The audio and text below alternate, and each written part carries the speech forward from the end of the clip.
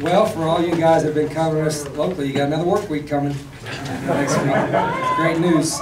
Really proud of our guys. I even said at halftime, I said, you know what, we're probably going to come down to the last minute anyway, and so let's be ready to play 30 more minutes. And they were. I mean, it was eerily quiet at halftime, and we had kind of screwed up and let them tie it up, but I was all like, gosh, we're too quiet. Normally we're a little chatty at halftime getting corrections, but our guys were really quiet. And about 9 minutes ago at the halftime break, they were wanting to come out in the field. But really proud of the way they hung in there. It's a really good football team, a well-coached team we just played, and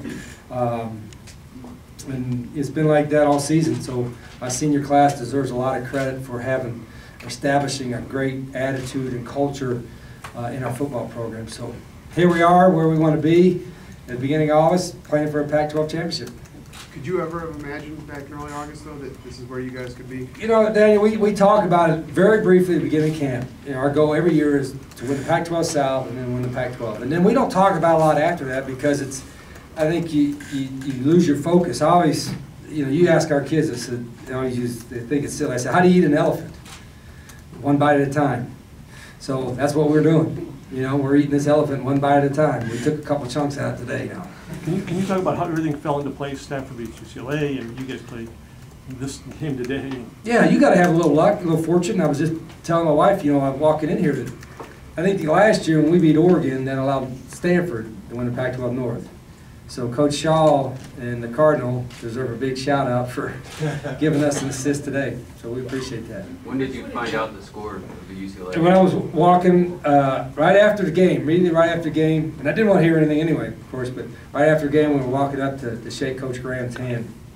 That's when I think either my wife or my son or somebody said, "Did you know that UCLA lost?" So Rich, that made me bounce even further up in the air. Rich, obviously you didn't have the full arsenal today, but what did you like about the way you managed the offense? Who's that? Anu? Yeah, he toughed it out. He wasn't 100%, but he wasn't doing any further damage to his foot, and he was gutty. He was made a couple of really big throws. You know, running wise, we weren't as effective as we wanted to be. Other than Nick, had a couple big runs, but Anu's a competitor, and he's a great leader for being a young redshirt freshman. What was the significance of Scooby getting that fumble for a touchdown? Scooby Wright has proven, I think, every game that he's one of the best football players, not just best either, one of the best football players in the Pac-12. And two-star Scooby rose to the occasion again today.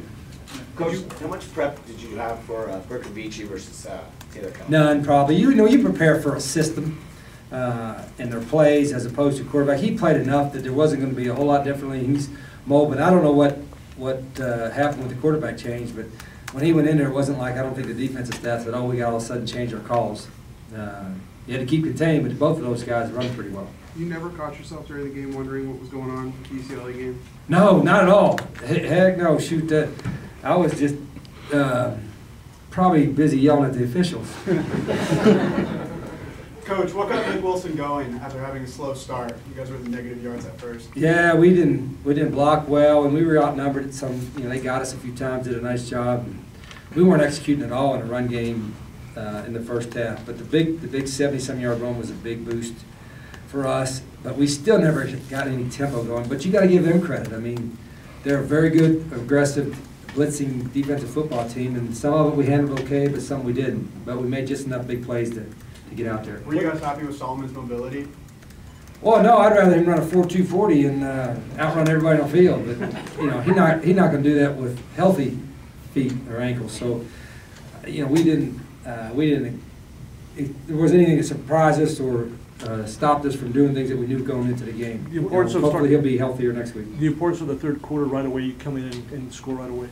Yeah, the importance of not just scoring, but being able to establish a little bit offensively. The 70-some yard drive with some runs and throws and giving our guys some confidence again. Not that they needed it anyway, but that helped us get a little confidence and gave us a few things to work on the rest of the game. What did Samaji's long touchdown reception look like from the sideline? From my vantage point, which was way back here, he was like hitting the circle button, the square button, doing remind me of a Nintendo PlayStation game. I thought somebody's going to catch him eventually, but that was huge. He pushed them all on that one. Rich, you lost a pretty special back from this program, obviously, when Kadena left. How quickly did you know that Nick might be able to fill that void? Well, everybody we signed, we think, in our opinion, is a really good player.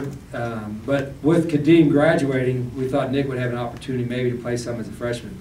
The fact that he's learned it so quickly and been able to do so well as a true freshman is a credit not only to him, but I think to Calvin McGee, who I think is the best running back coach in the country. Rich, what did you guys see with them offensively that you thought you could put pressure and get 7 sacks? Well, again, I'm out watching the film, and you'd be better off talking to Coach Castile, who, you know, by the way, I think is one of the best in the country as well.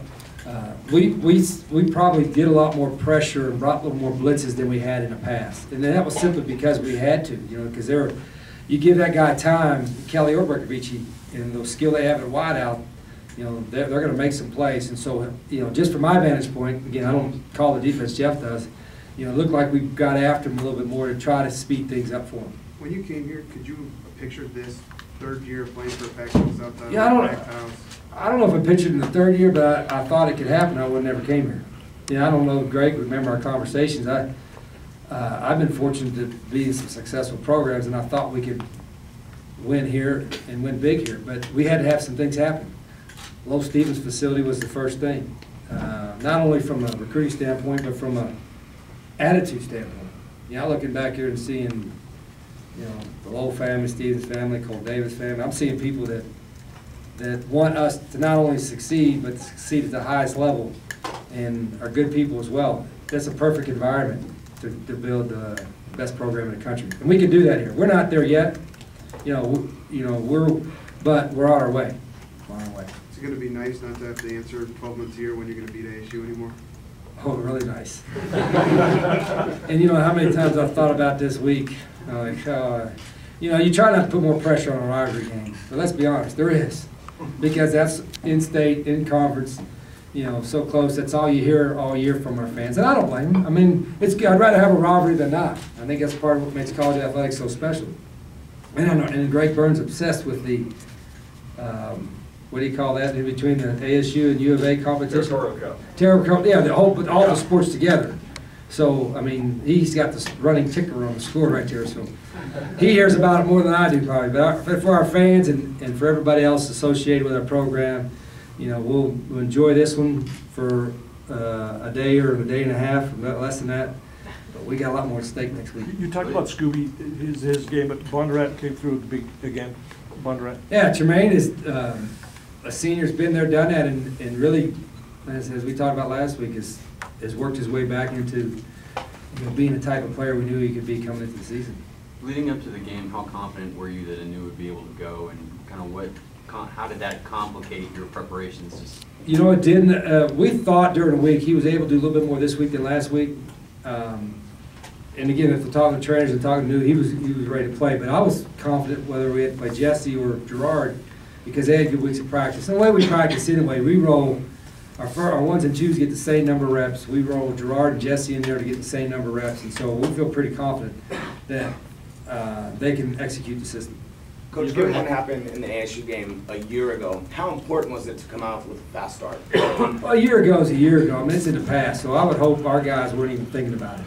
I wasn't, and our players weren't. We didn't mention it all, other than the fact that we were, the last 2 years, we were embarrassed how we played at times. And we didn't want to have any regrets in this one.